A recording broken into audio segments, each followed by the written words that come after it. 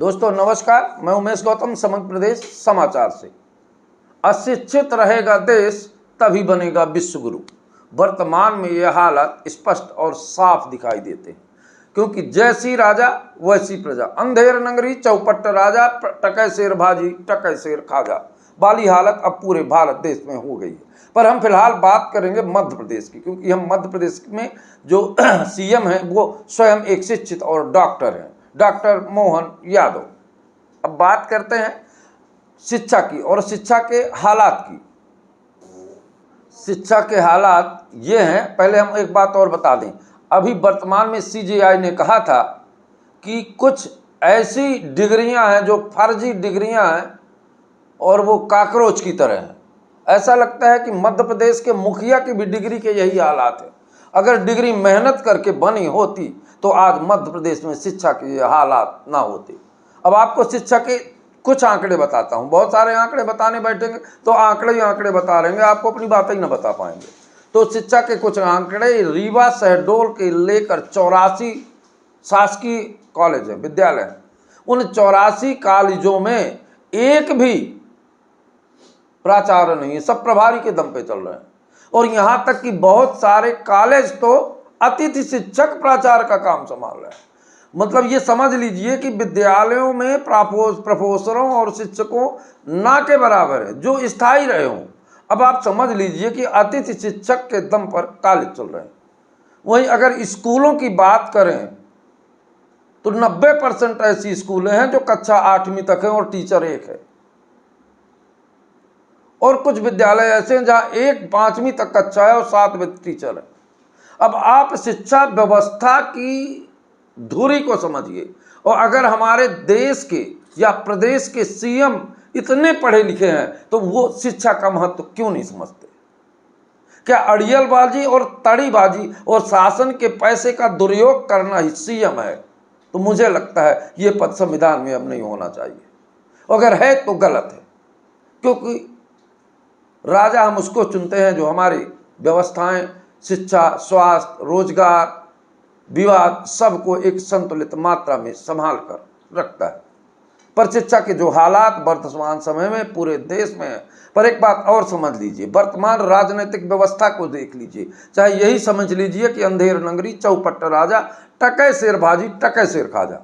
हमारे वर्तमान देश में जितने भी नेता हैं, वो चाहे प्रधानमंत्री हों, चाहे गृह मंत्री हों और चाहे मध्य प्रदेश के, ये ऐसा लगता है कि सारे लोग शिक्षा विहीन है।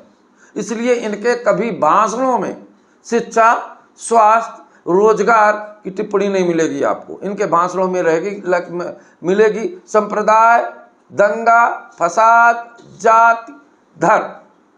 क्या देश इन सारी चीज़ों से, एक बात और बता दें, उन चटकार मीडिया से जिसने मीडिया का नाम गोदी मीडिया रखवा दिया है, कि क्या इन्होंने कभी शिक्षा की बात कर? यहाँ तो मेलोडी के गुण गाने लगे मीडिया वाले लोग, और मेलोडी और झालमुरी पे एक अनुभूत बताते हैं। ऐसे मीडिया वालों को आम जनता भी पता नहीं काहे नहीं सबक सिखाती है। ऐसे लोगों को आम जनता को समझाना चाहिए कि देश में राष्ट्र की बात करिए, देश प्रेम की बात करिए, समाज की बात करिए, राष्ट्र उत्थान की बात करिए। जब सारी दुनिया 21वीं सदी पे जा रही है, तब हम आर्थिक मद्दी की ओर तेजी से बढ़ रहे हैं और हम कहते हैं कि हम विश्व गुरु हैं। मैं जानना चाहता हूं देश के प्रधानमंत्री से, अक्सर उनके उद्बोधों में विश्व गुरु की बात हो रही है, तो विश्व गुरु किसे कहते हैं? क्या विश्व गुरु बिना शिक्षा के संभव है? पर शिक्षा पर क्यों नहीं बोलते हैं?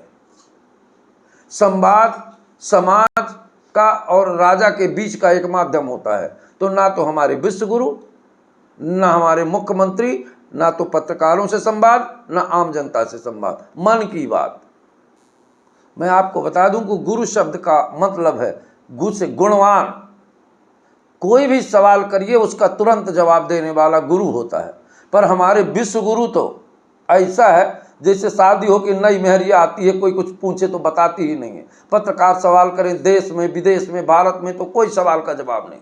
तो ये कैसे विश्व गुरु बनेंगे? किस ध्येय पर विश्व गुरु कहा जाता है? भारत में जब विश्व गुरु था तो वहाँ विद्वानों की संख्या भी देखिए। आज हम 21वीं सदी में जी रहे हैं और हमारे नेता कितने योग्य और गुरु बनने लायक हैं। इससे अच्छे तो 1947 के सारे नेता थे, जिनमें ढूंढा जाए तो एक भी ऐसे अच्छे नहीं मिलेगा। वर्तमान में नेताओं की श्रेणी देखा जाए तो केवल गंदे शब्द, समाज के बारे में अभद्रता, ब्राह्मणों को, सवर्णों को, दलितों को जात के आधार पर बांटना, गाली देना ही अगर यही योग्यता है तो घिन आती है ऐसे विश्वगुरु पर।